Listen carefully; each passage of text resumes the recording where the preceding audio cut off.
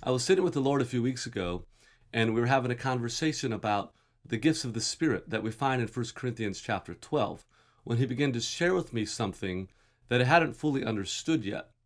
He shared with me that all of these gifts start out like seeds. Now, this is something that I've discovered or I've observed through time, but I hadn't fully grabbed hold of the revelation that he was sharing with me on this day. And then there's more to this because you begin to show me that a lot of things in the kingdom start out like seeds. And so I'm Gene Lloyd, and today I want to teach you something new about God's kingdom.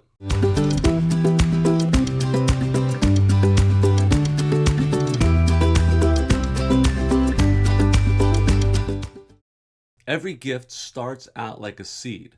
Now think about that for a minute. Picture a seed being given to you from God for something He wants to do new in your life. Now, when we get that seed, the way it gets watered is we go and we use that gift, right? We have to step out in faith, and as we use what He's given to us, it's like we're watering the seed, which will cause it eventually to grow and then to bear some fruit. So, a great example of this is in the area of healing. If you never pray for anybody who's sick, you're never going to see anyone get healed. That's just simple logic, right? But as we step out in faith to pray for people who are sick, that seed for the gift of healing begins to get watered. It begins to grow until eventually we begin to see fruit. But after this conversation, or part of it, is the Lord took me to that very first parable in Matthew chapter 13, and He gave me another layer of revelation. So this is the parable about the seeds that fell on the roadside, or the rocky soil, or the shallow soil, or the good soil. Now, you may not be familiar with this parable, so if you're not, pause the video now, go read that, and then come back and join me afterwards. Well, I've always thought of this passage in the context of salvation. I've always thought that the seeds Jesus was talking about were the seeds that call people into the kingdom, but He began to show me that it applies to everything in the kingdom. You see, verse 19 says, when anyone hears the message about the kingdom. Well, what is the message about the kingdom?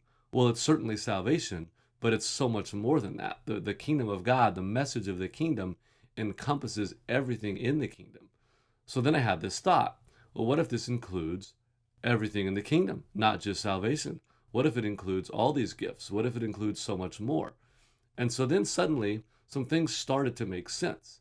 If God gives me a seed for a gift of prophecy and I don't understand it, then the enemy can come and steal it. That's the seed that would fall onto the roadside. Or if I get excited by it and then I run into some persecution as a result, there's never any fruit because there's not any good roots. That's the seed that falls into the rocky soil. Or if I allow the worries of life or the deceitfulness of wealth to influence me, this is the seed on the shallow soil, then that gift would end up getting choked out. It would never actually grow. So only the good soil will cause the growth. Only the good soil will produce the fruit. So those seeds that God gives to us, we need to get them into good soil.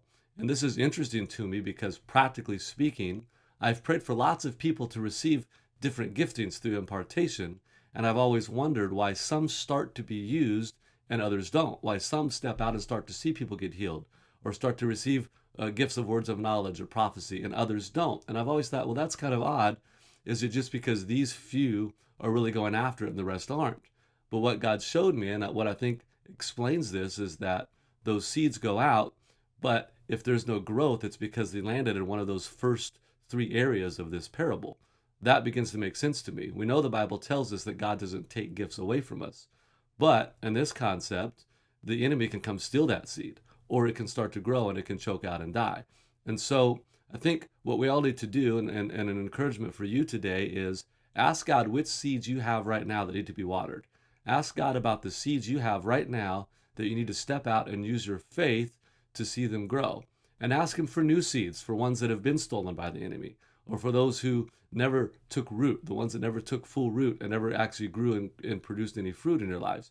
Ask Him to return those to you again. He loves to use us. He wants to use us to impact the culture and the world around us. He wants to use us for the expansion of His kingdom. And so when we ask for these things, He's a good Father, and I really believe that He'll give them to you.